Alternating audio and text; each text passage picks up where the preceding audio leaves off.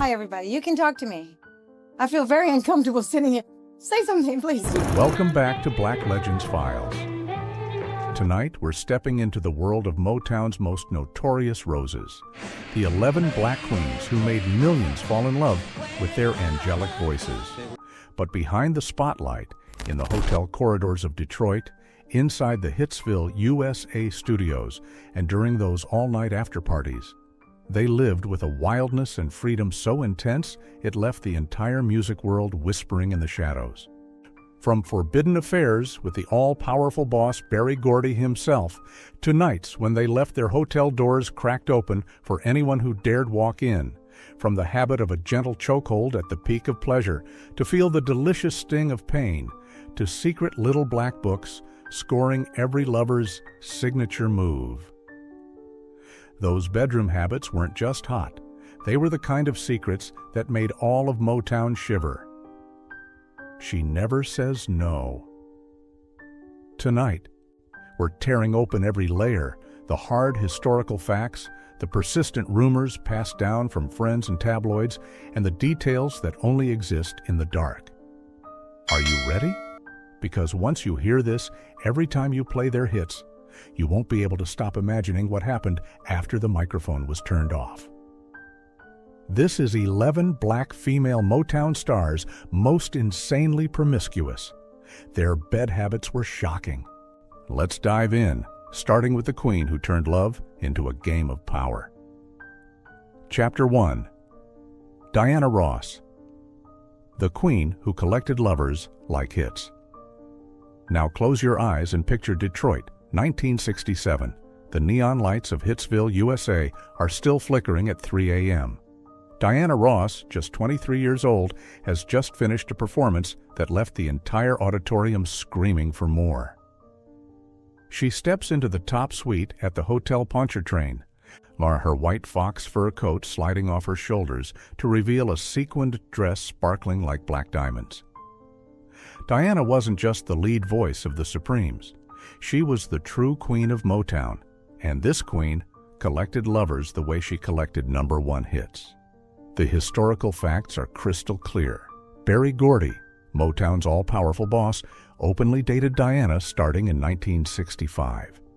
In his memoir, he called her the most important woman in my life. In 1971, she married Robert Ellis Silberstein, but the marriage lasted only 5 years. Then came Arnie Nace Jr. and a long list of Hollywood stars: Gene Simmons of Kiss, Ryan O'Neal, Richard Gere, Warren Beatty. But it's the rumors that make all of Motown tremble.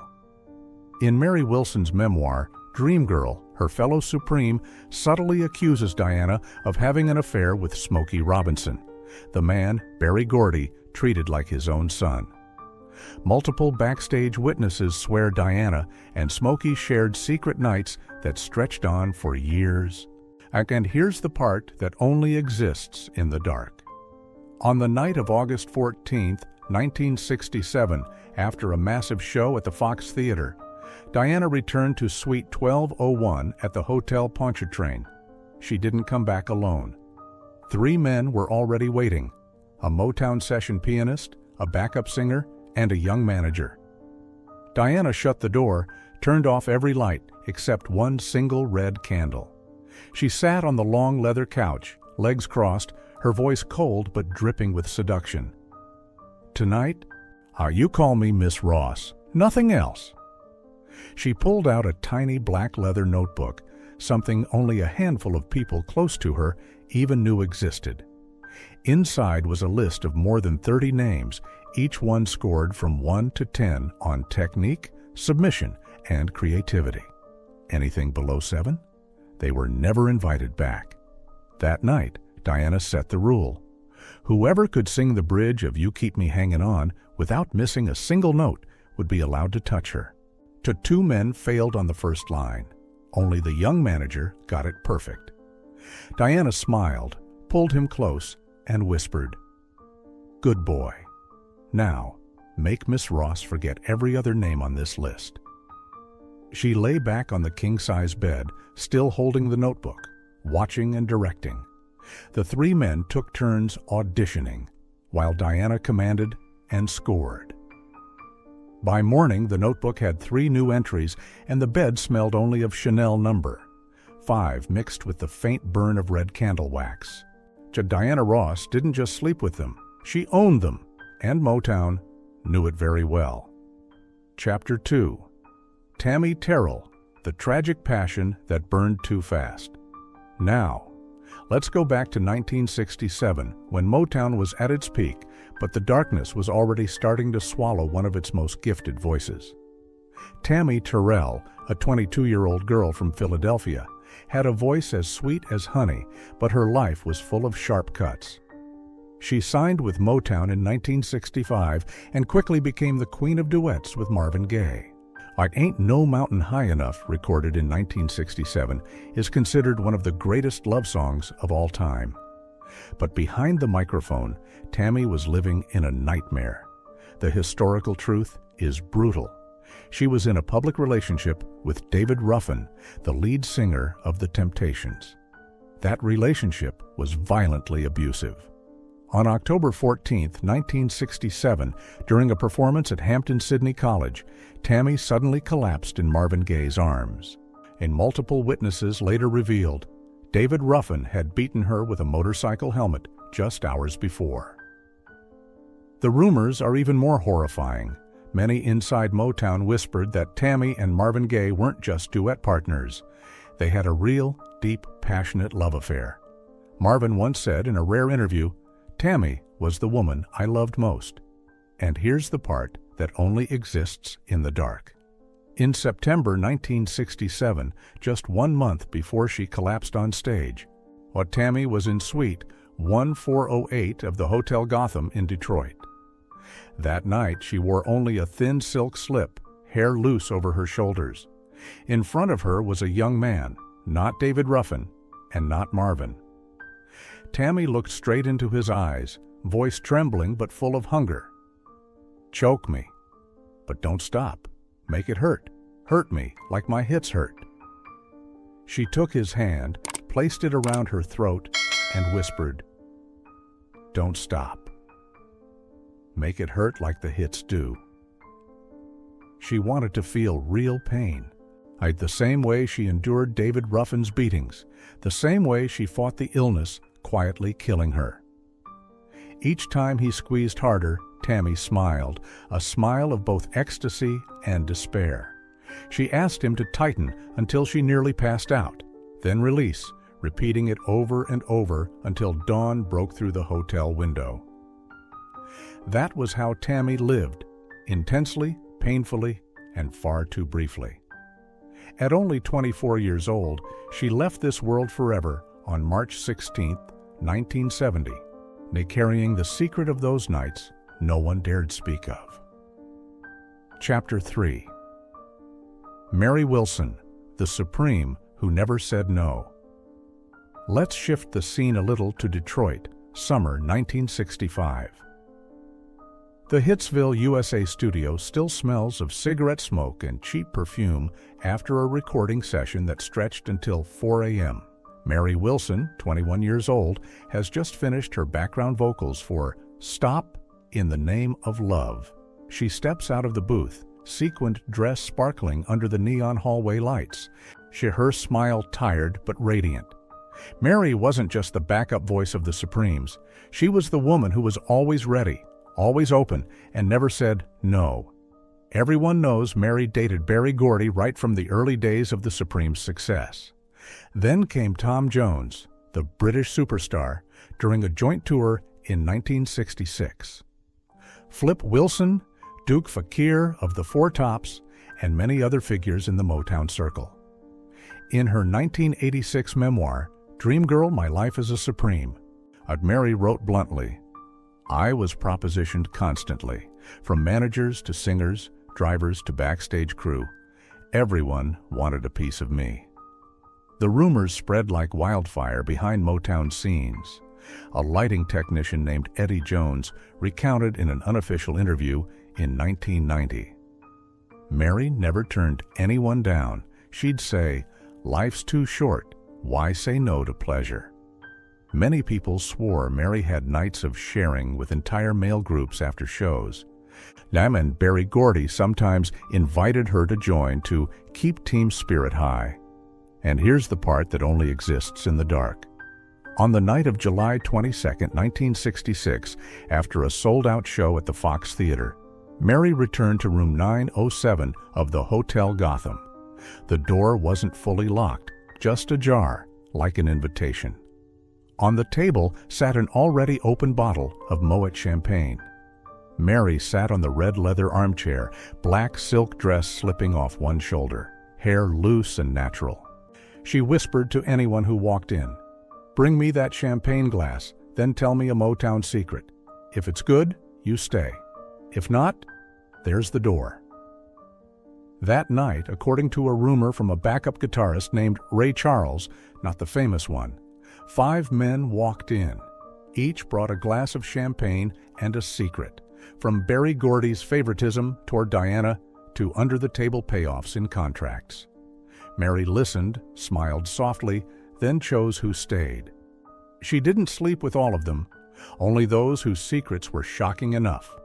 By morning, the room still smelled of champagne and cigarette smoke, and on the pillow lay a red silk scarf signed, "Mary, Never Say No." Mary Wilson didn't just live. She left the door open for everything. And Motown never forgot. Chapter 4. Florence Ballard, the broken heart behind the glamour. Now we come to Florence Ballard, the strongest voice in the Supremes.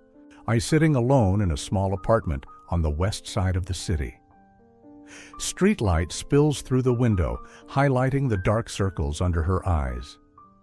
Just a few months earlier, she was fired from the group she co-founded.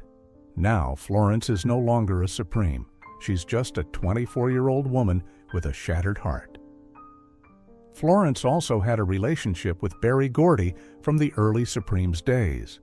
Multiple backstage sources in Motown insist Berry made many promises to Florence to keep her in the group, but ultimately chose Diana Ross as the star.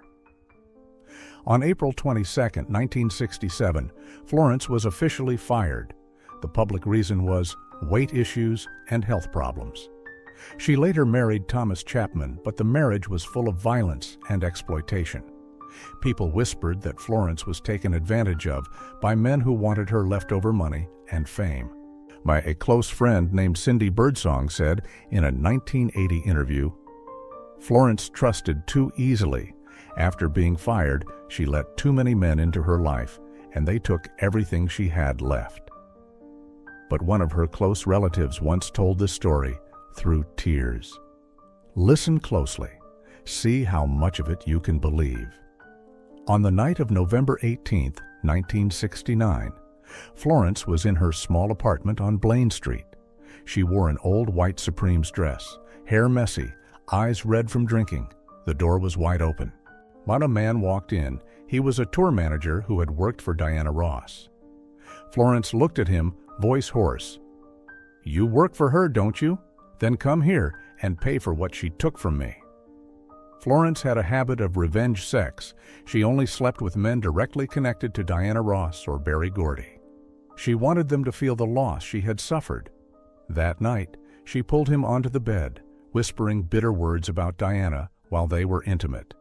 When it was over, Florence took an old Supremes necklace from the drawer, the one she used to wear on stage, and placed it on his pillow. "Take this. Tell her Florence Ballard still exists." He left, clutching the necklace like a warning. Florence lay alone, staring at the ceiling, whispering, "They took my voice, but they'll never take my revenge." Florence Ballard didn't just break. She turned her pain into a weapon. And Motown never forgave her. Chapter 5. Martha Reeves, the independent woman who played the field. From Diana's Little Black Book and Tammy's Painful Pleasures, the darkness of Motown now shifts to a completely different woman, one who didn't need anyone to own her because she owned everything. Martha Reeves came out of Detroit in 1941 with the powerful voice of Martha and the Vandellas. She was one of the first Motown female artists who was truly free. No husband, no chains, to never apologizing for living on her own terms. While Diana built an empire and Tammi burned bright and fast, Martha simply played by her own rules. The historical facts are undeniable. Martha Reeves gave birth to 4 children by 4 different men, and she never married. She raised them alone while still being a star, still touring non-stop through the 60s and 70s. The press of the time called her Motown's most independent woman. The rumors burned even hotter, and many inside Motown whispered that Martha had relationships with Berry Gordy himself and Smokey Robinson. A background singer who worked with the Vandellas in 1968 later said, "Martha didn't hide anything. She said straight out, 'I like men, but I don't like being tied down.'"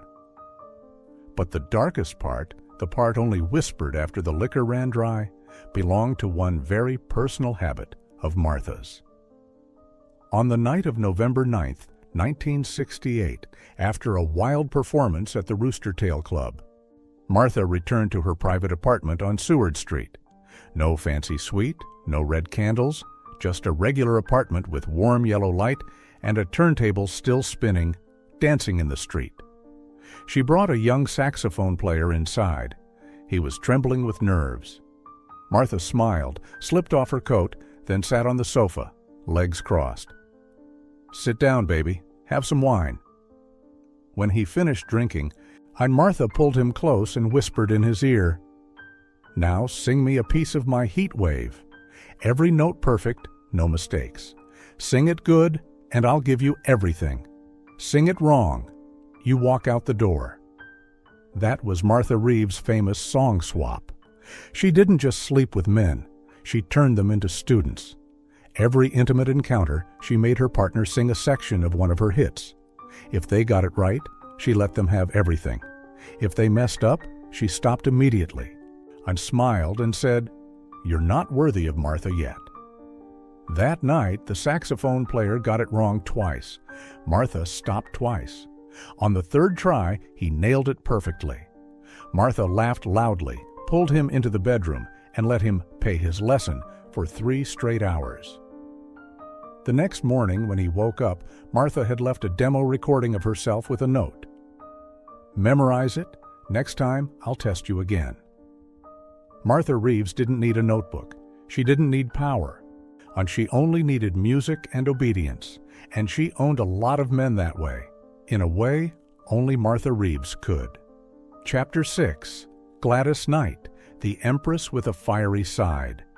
After Martha's musical lessons in bed, the darkness of Motown leads us to another queen, a woman whose voice was like fire and whose personality burned just as hot. Gladys Knight, the Empress of Soul, was born in 1944 in Atlanta, grew up in the Baptist Church, and joined Motown in 1966 with the Pips. Her voice was powerful, soulful, full of emotion. But offstage, Gladys was a woman who lived intensely, full of passion and unafraid to face desire. The historical facts: Gladys was married 3 times. Her first marriage to James Newman II produced 2 children. After the divorce, she had a long affair with Curtis Mayfield, the man who wrote many of her biggest hits. That relationship was public and stormy. The rumors spread across the industry. Because of her packed tour schedule, Gladys frequently had short-term relationships with musicians, managers, and even guest artists. A tour manager who worked with her in 1973 said, "Gladys was never short of company, but she was very strict. Not just anyone got in." And the darkest part, the part that makes many men both terrified and obsessed, lies in one very personal ritual of Gladys's. On the night of February 27, 1974, after a blockbuster show at Madison Square Garden, Gladys returned to the presidential suite at the Waldorf Astoria in New York. The hotel room was luxurious, soft golden light, but the air felt strangely tense. She brought a young guitar player into the room. He was part of the guest band. Gladys closed the door, poured 2 glasses of red wine, then looked straight into his eyes. "Do you know Midnight Train to Georgia?" He nodded. "Then sing it. The whole song, not one note wrong. Sing it perfect, and you stay with me all night. You sing it wrong, get dressed and leave." That was Gladys Knight's unbreakable rule. She sat on the sofa, legs crossed, eyes never leaving him. He started singing. At the chorus, he missed a tiny beat. Gladys raised her hand and stopped him instantly. "You're not on my train yet, baby." She stood up, slipped off her robe, leaving only a thin silk dress. Then she sat back down, voice cold but full of seduction. "Sing it again from the beginning. This time, if you mess up, I won't give you a third chance." This time he sang it perfectly. Gladys smiled in satisfaction, pulled him close, and whispered, "Good boy. Now, take the midnight train with me." That entire night, Gladys only allowed intimacy when he sang the song correctly. Every time he reached climax, she made him sing another section. That was how Gladys controlled, passionate yet strict, scorching yet full of power. Gladys Knight didn't need a notebook, didn't need a cracked door. She only needed one song and total obedience. And very few men ever dared step onto her midnight train. Chapter 7. Teena Marie. The Funk Queen's Wild Nights. I still remember the first time I heard Fire and Desire. Teena Marie's voice burned through every note like wildfire, sweet and fierce at the same time. She wasn't a traditional Motown queen, but by the late 70s, as Motown was reinventing itself, Teena was the funk storm no one could ignore. A white woman with a black soul voice, she broke every barrier and lived like there was no tomorrow. The historical facts are as clear as the recording. Teena Marie had the longest and most public relationship with Rick James, the man they both called Fire and Desire. They met in 1978 at Motown, and their relationship lasted over a decade, full of passion, fights, addiction, and classic hits. Rick said in a 1982 interview, "Teena was the only flame I couldn't put out." They broke up and got back together multiple times. And then when Rick died in 2004, Teena was still crying at his casket. The rumors spread like smoke in the studio. Teena didn't stop at Rick. Many in the funk/R&B world whispered that she had short-term lovers with musicians like Prince, a secret meeting in 1980, or even a bass player from Rick's band. A sound engineer who worked with Teena in 1981 said, "She didn't hide anything. After the show, she'd pick someone and turn the night into her own stage." But the darkest part, the part that gives me chills every time I hear Fire and Desire again, is Teena's very personal habit. On the night of March 15th, 1981, after a sold-out show at the Roxy in Los Angeles, Teena returned to Suite 1404 at the Chateau Marmont, the hotel famous for Hollywood secrets. The room was pitch black except for red candles flickering on the table.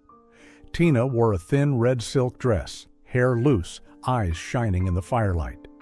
She brought a young drummer inside. He was part of the guest band.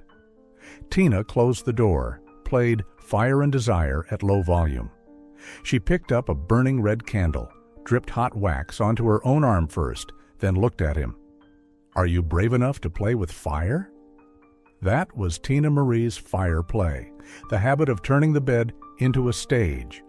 She dripped hot wax onto her partner's skin, drop by drop, in time with the song. Every time the wax hit skin, she sang a line from the lyrics, and voice trembling with pleasure. If he moaned from pain, Teena smiled and whispered, "Pain makes you remember, like fire remembers ash." That night, according to a rumor from one of Teena's close friends, she played fire play for 2 full hours. Wax dripped into heart shapes on his chest, and she sang the line, "I'm fire, your desire," right at the climax. He couldn't take it, but Teena didn't stop. She only paused when he could sing along to a section of the song without missing a note. The next morning, the bed was left with dried wax and the faint burnt smell of candle. Teena Marie didn't just sing about fire, she lived in it, and the men who stepped into her world never forgot that heat. Chapter 8. Syreeta Wright, the soft voice. With hidden desires. I always thought Syreeta Wright had one of the gentlest voices in Motown, but behind that softness was a woman full of mystery and suppressed desire. She wasn't loud like Teena. I'm not powerful like Diana, but Syreeta's silence made her secrets all the more terrifying. The historical facts are as beautiful as a ballad. Syreeta married Stevie Wonder in 1969 when they were both very young. Stevie wrote timeless love songs for her like Signed, Sealed, Delivered, I'm Yours, and If You Really Love Me. The marriage lasted until 1972, but they remained close friends after the divorce. Syreeta continued her solo career with deeply emotional ballads. The rumors are soft but persistent. After the divorce, Syreeta dated many musicians inside and outside Motown. An old friend who worked with Stevie said in 1985, Syreeta didn't like publicity, but she had very private nights with male artists. She loved quiet control. And the darkest part, the part that makes me shiver every time I hear Harm or Love, is Syreeta's very personal habit. On the night of July 12, 1975, after a late-night recording session at Hitsville, Syreeta invited a young keyboard player back to her small apartment in West Hollywood. The place wasn't luxurious, just a cozy apartment with soft golden light and the faint scent of lavender. Syreeta wore a thin white silk blouse, hair loose, eyes glowing with quiet curiosity. She took out a black silk scarf, stepped close to him, and whispered, "Do you trust me?" He nodded. Syreeta blindfolded him with the silk, then led him to sit on the sofa. She played a demo of her own song, Your Kiss is Sweet. Her gentle voice came through the speakers. You have to guess the name of the song I'm whispering in your ear. Guess right. I continue. Guess wrong. I stop. That was Syreeta Wright's blindfold sessions, the quiet control game she loved. She sat on his lap, whispering lyrics into his ear, hot breath brushing his skin. If he guessed the song title correctly, she unbuttoned one more button. If wrong, she stopped, stood up, and said softly, "You're not ready for me yet." That night, according to a rumor from a musician who was once Syreeta's close friend, he guessed wrong 3 times. Each wrong guess, Syreeta paused, sang a different line to test him. On the 4th try, he got Harm or Love right. Syreeta smiled softly, removed the blindfold, and whispered, "Good boy. Now, let's make our own love song." All night, Syreeta guided him through every melody, every whispered lyric, turning the hotel room into a private ballad only the two of them knew. The next morning, she left a black silk scarf on the pillow with a note. Next time, guess faster. Syreeta Wright didn't need fire or power. She only needed silence and submission. And the men who stepped into her world never forgot the whispered voice in the dark. Chapter 9. Brenda Holloway. The Beauty Who Broke Hearts. I always felt. Brenda Holloway was one of Motown's most overlooked gems, a beauty that even Berry Gordy couldn't resist turning to, but also a woman who carried the silent pain of a star who never fully shone. Brenda Holloway was born in 1946 in Oakland, California, but Motown turned her into a symbol of 1960s Black beauty. With her delicate face, deep eyes, and perfect figure, Brenda was called Motown's most desired, the woman every man in Hitsville dreamed of. The historical facts are undeniable. Brenda dated Berry Gordy himself around 1964 to 1965, at the height of her success with Every Little Bit Hurts. She also had a child out of wedlock in 1967 and never publicly named the father, a secret she kept to herself her entire life. The rumors spread like wildfire. Brenda was seen as Motown's most dangerous woman because of her beauty and natural allure. A session pianist who worked with her in 1966 said in an unofficial interview, "Brenda didn't have to try. One look from her and men were on their knees." Berry Gordy called her Motown's secret weapon. But the darkest part, the part that gives me chills every time I hear "You've made me so very happy," is Brenda's very personal habit. On the night of October 3, 1965, after a late-night recording session at Hitsville, Brenda returned to her small apartment in West Detroit. She wore a thin red silk dress, hair loose, the golden light from the table lamp falling on a tiny black leather notebook on the table. Her little black book, known only to a handful of people close to her. This notebook wasn't ordinary. Inside was a list of more than 20 men who had entered her life, each one noted with their signature move, the specific way they made love, their strengths, their weaknesses. Brenda scored them from 1 to 5 stars based on technique, creativity, and submission. Below 5 stars? They never got a repeat performance. That night, she brought a young manager home. He was nervous, hands shaking, as Brenda opened the book and read his name aloud. She smiled softly. "You got 4 stars last time.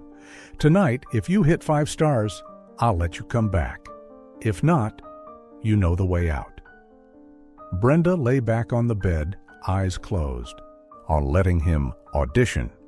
She didn't talk much, just whispered small instructions. When he reached climax, Brenda opened her eyes, looked straight at him, and said, "5 stars. Good boy." The next morning, she added another star to the book, then tore off a small piece of paper and handed it to him. "Next time, I want you to try something new. Don't disappoint me." He left, clutching the paper like a promise, or a curse. Brenda Holloway wasn't just beautiful. She was in control. And that little black book remains a secret Motown never dared mention. Chapter 10. Kim Weston, the Forgotten Diva's Quiet Affairs. And now the darkness of Motown leads us to another woman, a powerful voice always overshadowed by bigger stars. Kim Weston, Motown's Forgotten Diva, but in the shadows, she was the most quietly dominant of all. Kim Weston was born in 1939 in Detroit, joined Motown in 1963, and became one of its strongest voices with the hit "Take Me in Your Arms, Rock Me a Little While." She married Mickey Stevenson, Motown's head of A&R, in 1962. That marriage lasted until 1967, but it was always tense because of the temptations of the music industry. Kim and Mickey Stevenson were a power couple in Motown. He discovered talent. She delivered the voice. But the marriage broke down largely because of rumors about temptations from other artists. And the rumors spread quietly but persistently. A backstage crew member who worked with Kim in 1965 said, "Kim wasn't loud like Diana or Martha. She kept everything silent, but everyone knew she had private nights with musicians. She liked control, not noise." And the darkest part, the part that makes me shiver every time I hear "Helpless," is Kim's very personal habit. On the night of June 19, 1965, after a late recording session at Hitsville, Kim returned to her private apartment in East Detroit. The place wasn't fancy, just a cozy apartment with dim golden light and the faint scent of lavender. She brought a young bass player inside. He was nervous, hands shaking as Kim closed the door. Kim said nothing. She slipped off her coat, sat on the bed, eyes fixed on him. No words at all. She began silent sex. No talking, no moaning, no instructions, only breathing and heartbeat. When intimacy started, Kim sang a single line of "Take Me in Your Arms," just one quiet phrase, her voice like a whisper of wind. That was the signal. If he kept the rhythm, she sang another line. If he stopped or missed the beat, she stopped singing, stopped everything, and gestured for him to leave. That night, according to a rumor from one of Kim's close friends, a backup singer who heard the story from her, he got the rhythm right 3 times. Each correct time, Kim sang another line. When he reached climax, Kim sang the full chorus, voice trembling with quiet pleasure. She spoke no other words, only guided him with her singing. The next morning, when he woke, Kim had left a small note on the pillow. Next time, sing it right from the start. I don't like repeats. Kim Weston didn't need words. She used her voice to control. And the men who stepped into her world never forgot that powerful silence. But Chapter 11, Wanda Rogers, the Marvelettes, the wild child of the group. From Kim's deadly silence, the darkness of Motown ends with a completely different woman, a true wild child who turned after parties into her own private ritual that no one dared repeat twice. Wanda Rogers, lead singer of the Marvelettes, was born in 1943 in Detroit. Her group had the massive hit Please Mr. Postman in 1961, but Wanda was always the standout, seductive and untamed. Her personal life was chaos, dating Bobby Taylor, Motown producer, addiction tied to emotional turmoil, and sleepless nights that stretched through the 60s. The historical facts. Wanda had a complicated relationship with Bobby Taylor, who helped the group succeed, but also pulled her into addiction. She admitted in a 1980 interview, "I lived too fast, and I don't regret it." The rumors spread like cigarette smoke. A guitarist who worked with the Marvelettes in 1965 said, "Wanda was the wildest in the group. She didn't just sleep with one person, she turned the whole party into her own game." And the darkest part, the part that makes me shiver every time I hear "Don't Mess with Bill," is Wanda's very personal habit. On the night of April 28, 1966, after a performance at the 20 Grand Club in Detroit, Wanda returned to Suite 808 of the Hotel Gotham. The door was wide open, soul music playing from the turntable, liquor flowing across the table. Wanda wore a short red dress, hair wild, eyes shining from alcohol and desire. She had invited 4 men into the room, a drummer, a sax player, a tour manager, and a backup singer. That was Wanda Rogers' group play. The after-party turned into her private ritual where only she was in control. Wanda sat in the middle of the bed, laughing loudly. Anyone who wants to play with Wanda has to follow Wanda's rules. No one touches me until I say so, and I choose the winner. She played her own group song, Beechwood 4-5789, then started the game.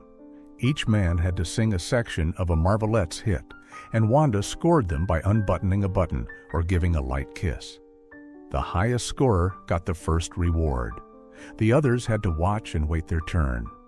That night, according to a rumor from one of Wanda's close friends, a former group member who witnessed it, she controlled all 4 men for 3 hours. She picked who sang best, who obeyed most, then led them to the rhythm of the music. Wanda didn't just sleep with them, she turned them into her personal band, singing on her command, moving on her command, climaxing on her command. The next morning, the room still smelled of liquor and sweat.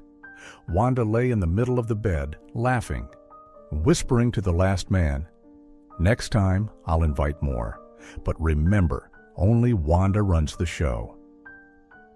Wanda Rogers wasn't just wild. She was a storm, and the men who stepped into her world never forgot they were only musicians in her private performance. And that's how we close this journey through the bedroom secrets of Motown's 11 queens. Voices that once enchanted the world, but whose private lives were hotter, wilder, and more tempting than any chart topper. From Diana's Little Black Book to Wanda's group play, Motown wasn't just music. It was unspoken desires that time can never erase. Thank you for joining me tonight on Black Legends Files. Drop a comment below. Which queen shocked you the most? And if you dare, subscribe so we can keep uncovering more dark corners of music history. Sleep well. if you can still sleep after what you just heard.